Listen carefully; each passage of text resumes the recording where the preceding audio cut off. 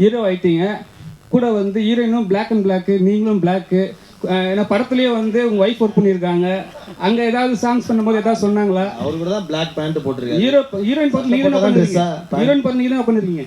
சத்தியமாக தெரியாதுங்க. நான் வந்து இது என் பொண்ணும் பிளாக் போட்டிருக்கு. நான் காலை மேலே பிளாக் ஷர்ட் இது ஒன்று தான் டக்குன்னு இருந்தது எடுத்து போட்டேன். நம்ம இந்த ட்ரெஸ்ஸிங் இதெல்லாம் கான்சன்ட்ரேட் பண்ணி பயங்கரமாக ரெடியாகி வரணும்னு யோசிக்கிறது கிடையாது.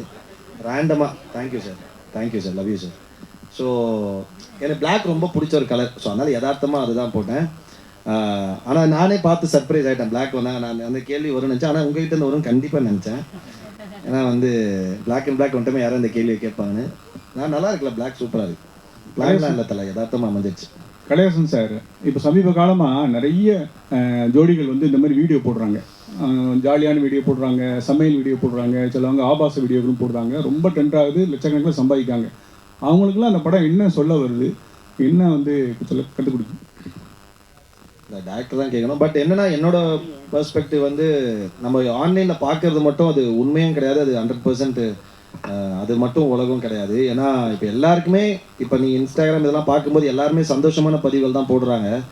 நமக்கே ஒரு செகண்ட்னா நமக்கு மட்டும் தான் வாழ்க்கையில் பிரச்சனை இருக்குது போல், சோகம் இருக்குது போல் நினச்சிப்போம்.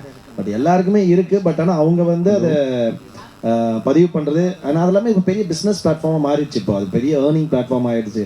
ஸோ அதில் நிறைய இன்கம் வர ஆரம்பிச்சு. ஸோ அப்படி இருக்கும்போது அவங்க புதுசாக யோசிச்சு அது உண்மையோ பொய்யோ ஃபேக்கோ, இல்லைனா மெஜாரிட்டி ஆஃப் த இப்போ ஹஸ்பண்ட் ஒய்ஃப்னு எடுத்தால் ஒரு சில விஷயங்கள், இப்போ ஹஸ்பண்ட் ஒய்ஃப்குள்ளே நடக்கிற விஷயங்கள், இப்போ ஒய்ஃபுங்களை கலாய்ப்பாங்க, கலாச்சாரம் எல்லாரும் சிரிப்பாங்க. ஸோ அந்த மாதிரி எடுத்து அதை வச்சு அதை பண்ணி அதை ஒரு கண்டென்ட்டாக க்ரியேட் பண்ணி போடுறாங்க. அது ஜாலியாக இருக்க வரையும் ஓகே, பட் யாரையும் காயப்படுத்தாத வரைக்கும் நல்லது.